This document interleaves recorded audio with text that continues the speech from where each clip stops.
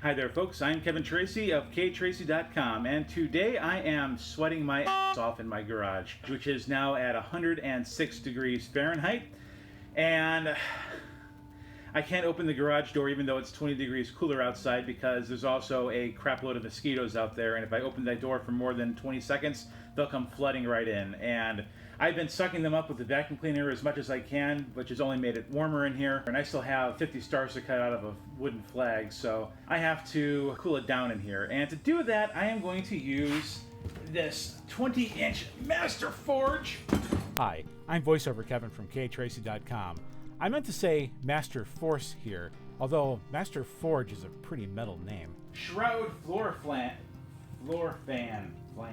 Flan is a dessert at places.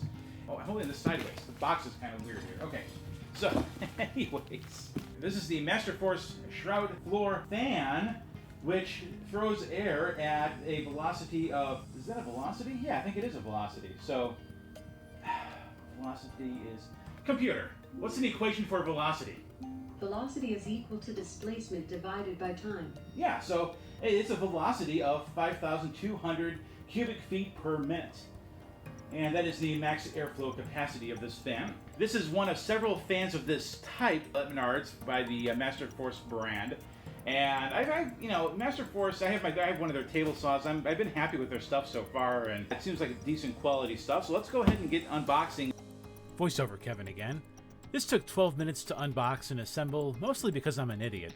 So to save you the trouble of trying to figure out what I'm doing just slightly off camera, I'm going to just hit the highlights for you. The fan comes in the box secured in a rigid styrofoam that makes it difficult to pull out. After ripping apart one of those pieces of styrofoam like a gorilla on baseball steroids, the fan came out a lot easier. The box contains the fan, a tubular stand, warranty information, registration information, and a short user manual that includes assembly instructions. Although the user manual was in English, I was surprised that the warranty and registration card came in both English and French. As the box says, this does come with a 3-year warranty, but it sounds like you have to mail a registration card to take advantage of that. And I like to live dangerously, so I threw the registration card away. I know, being a rebel makes me sexy. Anyway, the tubular stand comes with rubber feet screwed to it. For the life of me, I don't understand why they do this, but the feet were screwed into the stand after the plastic was wrapped around it. So you have to manually detach and reattach the feet of the stand just to get the plastic off. It's not that this is hard to do, but it's just completely unnecessary. Put the feet on the tube before putting the stand in the bag. It's a loose-fitting bag. It would have fit. Well, after taking the plastic off, attaching the stand to the fan was pretty straightforward. Oh, Video Kevin actually has something useful to contribute here. One of the cool things they did here, if you can see this, is they made the hole for this pin to go through on this thing extra wide so that you have some wiggle room. So if it's not exactly perfect in there, which I've had on a lot of products with these spring pin designs, it doesn't break anything. So that's kind of nice. I like that. Our fan is now assembled. That wasn't that bad. I didn't really get good video of this, but on each side of the fan there's a knob where you're supposed to be able to clamp down and secure the angle at which you want the stand positioned. And unfortunately, no amount of tightening really seemed to be able to make a difference. The fan was still just very loose on the stand. It was tight enough to hold the fan into position loosely, but if you bumped into it or even grazed it slightly, the fan just tilts downwards. After using it for a couple of weeks, I have to say this is my only really big complaint about the Masterforce Shroud floor fan, and it's not really that big of a deal. Just be careful not to bump into it, I guess. Okay, let's talk about the fan's operation. On the back of the fan, mounted above the motor, is a speed control dial. It clicks and snaps into place when it turns on and off. After it's turned on, the dial adjusts smoothly to whatever level you desire. So, unlike a box fan, which typically has 3 predefined speeds, you can dial this into the exact speed you need for whatever purpose you're getting this for. It's a nice touch and might have added a few dollars to the overall cost of the fan. If you're using the fan just to stay cool, you're probably just going to leave this thing on full blast most of the time. However, I can see wanting to turn it down a bit after applying a stain or a finish to a project in your shop. Although the fan wasn't powerful enough to create the dust vortex in my garage I was kind of expecting, having a high power fan turned on will inevitably result in some dust in the air, which can ruin your finish.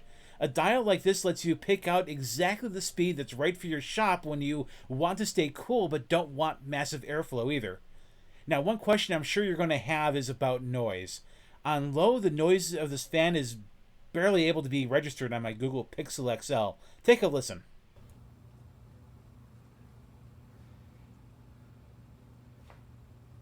When you crank it up to max power, it is a bit louder.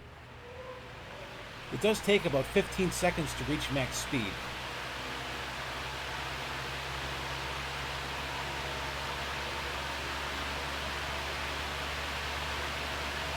While it's definitely louder than a box fan, you're not going to need any kind of hearing protection or anything silly like that. In fact, Krista and I have had a few conversations in the garage with this fan on, and we never felt like we had to project our voices louder to account for that. Here's me talking with the fan on just to prove it. Okay, so my final thoughts on this Masterforce fan. I have to say I am a little bit underwhelmed by what 5200 CFM is. I really expected my garage to become a complete dust vortex, and I would have to run out of here running for my gas mask in order to turn this thing off even. So I'm a little bit underwhelmed by that part of it, but at the same time, it has completely cooled down my garage, or at least my perception of what the temperature of the garage is, by enhancing my ability to evaporate sweat and cool off that way. So in that sense, this fan has been absolutely fantastic, and it definitely is more powerful than one of those box fans you can get from Lasco or any other company like that. So it's definitely an improvement over that kind of a fan. I was expecting a lot more out of this. I'm glad we went with the 5200. I thought I was going way overkill on that, and this is actually exactly what I needed in my garage. My garage is about 20 feet by 24 feet, so that gives you an idea of what kind of space I'm trying to cool myself off in. And you can see I have a pretty good breeze going here, and especially in the areas where I have exposed skin, like my arms and the bottom of my pant legs, where I have these like capri things going on, like beach clothes, and you can see I have like a pretty good breeze going on down here. So I am definitely cooled off, and the camera's a little bit wonky there, but yeah, I'm definitely cooled off. So I'm going to go ahead and turn off the camera and do some naked woodworking to help myself stay cool. And while you think about that for the next week, please don't unsubscribe. And if you did like this video or find it informative at all, please do consider hitting that like button and letting me know in the comments below. And if you want to see more unusual videos of unboxings and products and things like that, then go ahead and hit that subscribe button too, because I have lots of stuff coming up between pixel art and woodworking and regular art and other stuff. I would love if you joined us and if I had you guys around to make this community a little bit bigger. So thank you again for watching, and I wish you all a great week. Until next time. Before you go, the video on the left is a cool project video of me making a glider bench, and on the right is a video that YouTube thinks you'll like based on your viewing history. And if you do subscribe, I promise I won't do any naked woodworking videos.